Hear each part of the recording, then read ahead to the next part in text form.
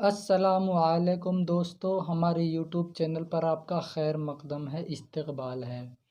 امید ہے آپ سب خیر و عافیت سے ہوں گے۔ دوستو، آپ ہمارے یوٹیوب چینل کو سبسکرائب کریں، لائک کریں اور زیادہ سے زیادہ دوستوں کو شیئر بھی کریں، اور دوستو بیل آئیکن کو پریس کرنا نہ بھولیں تاکہ ہر چھوٹی سے چھوٹی معلومات آپ کو فوراً حاصل ہو سکے۔ دوستو، آج ہم اس ویڈیو میں پڑھیں گے مکتوب نگاری، لیکن مکتوب نگاری سے پڑھنے سے پہلے ہم پڑھیں گے کہ اردو ادب کا جو حصہ نثر ہے اس میں کون کون سی اصناف کو شامل کیا گیا ہے، جن میں سے مختلف اصناف آپ کے سامنے ہیں: مکتوب نگاری، تنقیدی مضمون، مختصر افسانہ، یادیں، آپ بیتی، رپورتاژ، انشائیہ، طنز و مزاح، سفر نامہ، خاکہ۔ دوستو، یہ اصناف ایسی ہیں جو آپ کے نصاب میں شامل ہیں۔ اگر دوستو ہم ہندی اور اردو کا موازنہ کریں یعنی ان دونوں کی تلنا کریں تو ہمیں معلوم ہوگا اردو اور ہندی کے ادب میں زیادہ کچھ فرق نہیں ہے۔ جیسا کہ مکتوب نگاری کو ہندی میں پتر لیکھن کہتے ہیں، تنقیدی مضمون کو سمالوچناتمک یا آلوچناتمک نبند، مختصر افسانہ کو لگھو کتھا، یادیں سنسمرن، آپ بیتی آتم کتھا، رپورتاژ کو ہندی میں رپورتاژ ہی کہتے ہیں، انشائیہ کو نبند کہتے ہیں، طنز و مزاح کو ہاسیہ ویانگ کہتے ہیں، سفر نامہ کو یاترا ورتانت کہتے ہیں، خاکہ کو ریکھا چتر کہتے ہیں۔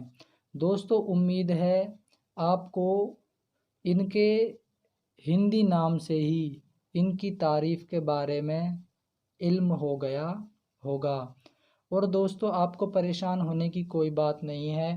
جب ہم ان کی تعریف تفصیل کے ساتھ پڑھیں گے اس وقت ہم ان کو اور جان لیں گے۔ تو اس ویڈیو میں دوستو ہم پڑھیں گے مکتوب نگاری۔ آئیے دوستو پڑھتے ہیں ہم مکتوب نگاری۔ دوستو، مکتوب نگاری کو پڑھنے سے پہلے میں آپ کو یاد کرا دوں کہ پچھلے ویڈیو میں ہم نے مکتوب نگاری کا معنی، مکتوب نگاری کی مختصر تعریف، مکتوب نگاری میں استعمال ہونے والے خاص الفاظ، اس کی ابتدا اور اس کی شروعات اور اس کی اقسام کے بارے میں ہم نے پچھلے ویڈیو میں پڑھ چکے تھے۔ دوستو، اس ویڈیو میں ہم مکتوب نگاری کی تفصیل کے ساتھ اس کی تعریف کو پڑھیں گے۔ بعض اہل قلم نے مکتوب نگاری کو ایک لطیف فن قرار دیا ہے۔ ایسے خطوط بڑی تعداد میں موجود ہیں جن میں اعلیٰ تخلیقی ادب کی شان پائی جاتی ہے۔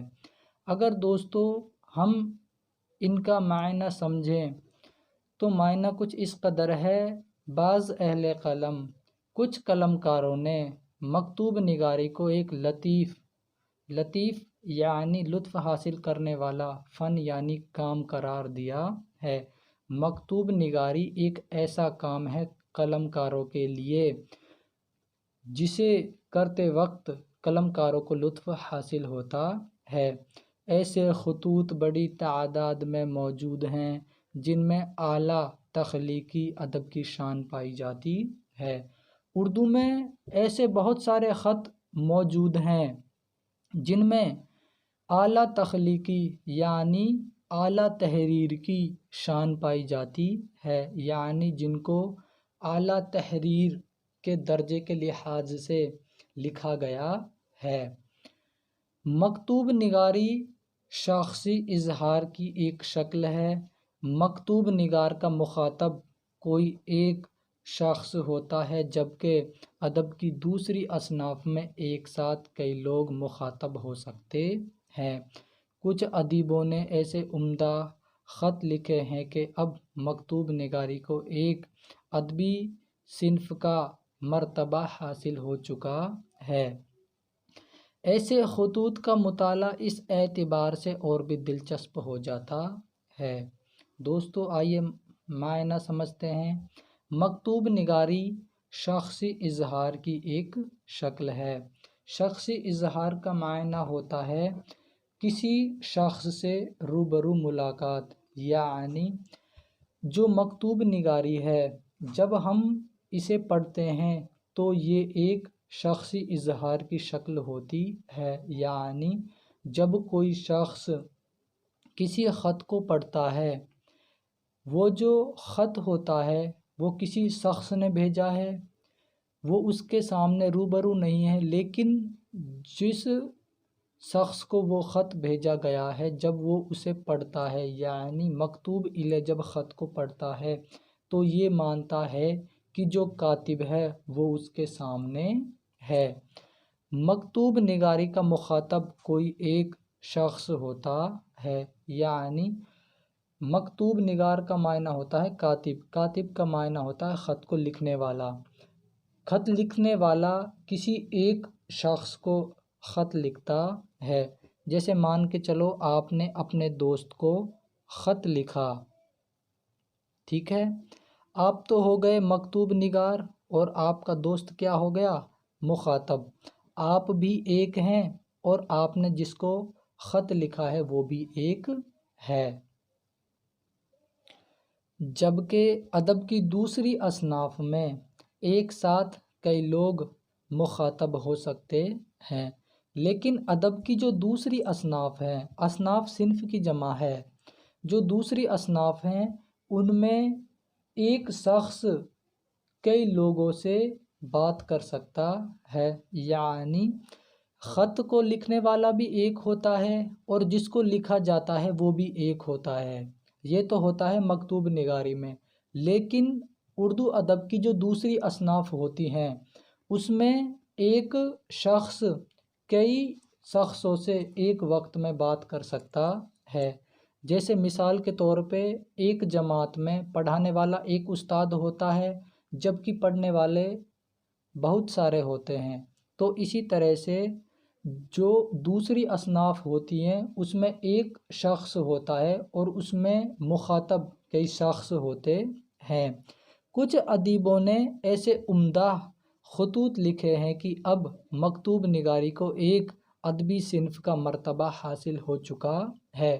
کچھ ادیبوں نے، کچھ قلم کاروں نے ایسے اچھے خط لکھے ہیں کہ مکتوب نگاری کو ایک ادبی صنف کا مرتبہ حاصل ہو چکا ہے، یعنی ادیبوں نے اتنی اچھی قسم کے خطوط لکھے ہیں کہ اب مکتوب نگاری کو اردو ادب میں ایک صنف کا مرتبہ حاصل ہو چکا ہے۔ یعنی پہلے اردو ادب میں خط تو لکھے جاتے تھے لیکن ان کو صنف کا مرتبہ حاصل نہیں تھا، لیکن جیسے جیسے ادیبوں نے اچھی اچھی قسم کے خطوط لکھنے شروع کیے ویسے ویسے ہی اردو ادب میں مکتوب نگاری کا چلن شروع ہوا اور یہ ایک صنف کے طور پر ہمارے سامنے آئی۔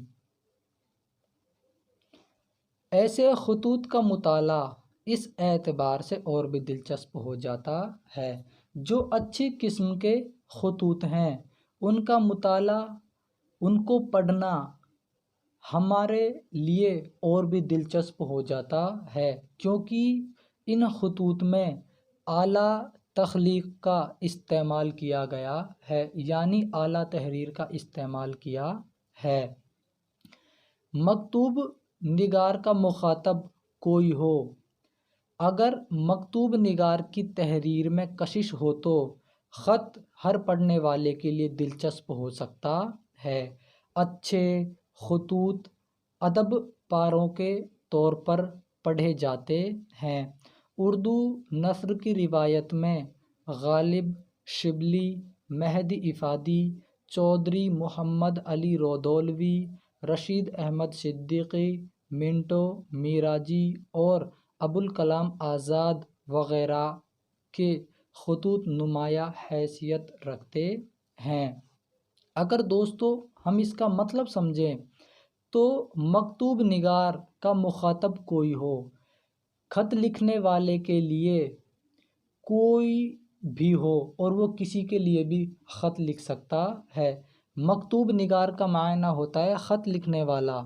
خط لکھنے والا کوئی بھی ہو سکتا ہے، اور مخاطب کا معنی ہوتا ہے جس کے لیے خط لکھا جا رہا ہے، وہ بھی کوئی ہو سکتا ہے۔ یعنی مکتوب نگار کسی کے لیے بھی خط لکھ سکتا ہے۔ جیسا کہ آپ نے 10ویں جماعت میں امتحان دیا ہوگا، اس میں ایک خط آیا ہوگا کہ اپنے والد کے نام خط لکھیے یا اپنے پرنسپل کے نام خط لکھیے۔ تو ایسے ہی یہ جو خط ہوتا ہے جو مکتوب نگاری ہوتا ہے، اور جو خط کو لکھنے والا ہوتا ہے جو مکتوب نگار ہوتا ہے، وہ کسی کے لیے بھی خط کو لکھ سکتا ہے، چاہے وہ درجے میں بڑا ہو یا چھوٹا ہو۔ اگر مکتوب نگار کی تحریر میں کشش ہو تو خط ہر پڑھنے والے کے لیے دلچسپ ہو سکتا ہے۔ اگر خط لکھنے والا تحریر میں کشش پیدا کرے، کشش کا معنی ہوتا ہے چمک، یعنی چمک سے مراد ہے کہ جو خط لکھنے والا ہے وہ اس خط کو دل کی گہرائیوں سے لکھے، تاکہ جو مکتوب الیہ ہے اس کے دل پر وہ اثر چھوڑ سکے۔ تبھی تو یہ لائن دہرائی گئی ہے، اگر مکتوب نگار کی تحریر میں کشش ہو تو اگر لکھنے والا اچھے طریقے سے لکھے، اس میں ایک آکرشن پیدا کرے، تو خط ہر پڑھنے والے کے لیے دلچسپ ہو سکتا ہے، اور جو بندہ اس خط کو پڑھے گا وہ دلچسپی کے ساتھ پڑھے گا۔ جیسے مان کے چلو، مثال کے طور پہ آپ ہیں اور آپ کا کوئی دور کا دوست ہے، مان کے چلو دوست کا دوست ہے، اور یہ راہ میں آپ کو کہیں پہ مل گیا، ٹھیک ہے، آپ کو پتہ ہے یہ آپ کے دوست کا دوست ہے، تو آپ اس دوست کو اتنی توجہ نہیں دیں گے جتنے آپ اپنے قریبی دوست کو توجہ دیتے ہیں، کیونکہ آپ کا جو تعلق ہے آپ کے دوست کے ساتھ زیادہ ہے، اس کے ساتھ کم ہے، دوست کے ساتھ کم ہے۔ تو اسی لیے اس لائن کو سمجھنے کے لیے مثال دی ہے کہ اگر آپ نے جو مکتوب نگار ہے اس نے خط کو دل کی گہرائیوں سے لکھا ہے، تو پڑھنے والا بھی اسے دل کی گہرائیوں سے پڑھے گا اور سمجھنے کی کوشش کرے گا۔ اچھے خطوط ادب پاروں کے طور پر پڑھے جاتے ہیں، اور ان خطوطوں میں جو اچھے خط ہوتے ہیں، خطوط خط کی جمع ہے، جو اچھے خط ہوتے ہیں ادب پاروں، یعنی انہیں مانا جاتا ہے کہ یہ ادب کے حصے ہیں، اسی طور پر انہیں پڑھے سکتے ہیں۔ جیسے ہم آگے پڑھیں گے مرزا غالب کے خطوط، وہ اچھی قسم کے خطوط ہیں، تبھی تو ہم انہیں آج پڑھ رہے ہیں۔ اگر وہ اچھی قسم کے خطوط نہیں ہوتے تو ہم انہیں نہیں پڑھتے۔ اردو نثر کی روایت میں اگر ہم غور کریں، جو اردو کا حصہ نثر ہے، اس میں جو مکتوب نگاری کا چلن ہے، اس چلن کی شروعات غالب، شبلی، مہدی افادی، چودھری محمد علی رودولوی، رشید احمد صدیقی، منٹو، میراجی اور مولانا ابوالکلام آزاد وغیرہ کے خطوط نمایاں حیثیت رکھتے ہیں۔ یہ ایسے ادیب ہیں جنہوں نے اچھی قسم کے خطوط لکھے ہیں اور ادب میں مکتوب نگاری کو ایک اعلیٰ درجہ حاصل کروایا ہے۔ جیسا کہ میں پچھلے ویڈیو میں بتا چکا ہوں، آپ کو میم کتنی بار لکھنا ہے؟ 3 بار۔ پہلے میم سے بنے گا مکتوب نگاری، دوسرے میم سے بنے گا مرزا غالب، اور تیسرے میم سے بنے گا مراسلے کو مکالمہ بنا دیا۔ یعنی اگر آپ سے امتحان میں پوچھا جائے کہ مکتوب نگاری کی شروعات کس سے مانی جاتی ہے، تو آپ کا جواب ہوگا مرزا غالب۔ اگر آپ سے پوچھا جائے مراسلے کو مکالمہ کس نے بنا دیا، تو کیا جواب ہوگا آپ کا؟ مرزا غالب۔ ہم صاف طور پر، واضح طور پر کہہ سکتے ہیں کہ اردو ادب میں مکتوب نگاری کی شروعات مرزا غالب سے مانی جاتی ہے، اور مرزا غالب کے بعد اس رواج کو آگے بڑھانے میں شبلی، مہدی افادی، چودھری محمد علی رودولوی، رشید احمد صدیقی، منٹو میراجی اور ابوالکلام آزاد وغیرہ اتیادی کے خط نمایاں حیثیت رکھتے ہیں، یعنی خاص اہمیت رکھتے ہیں۔ امید ہے دوستو آپ کے مکتوب نگاری سمجھ میں آیا ہوگا۔ اگر سمجھ میں نہ آئے تو ویڈیو کو ایک مرتبہ غور و فکر سے دوبارہ دیکھنا، انشاءاللہ ضرور آپ کے سمجھ میں آئے گا۔ دوستو ملتے ہیں اگلی ویڈیو میں نئے ٹاپک کے ساتھ۔ خدا حافظ۔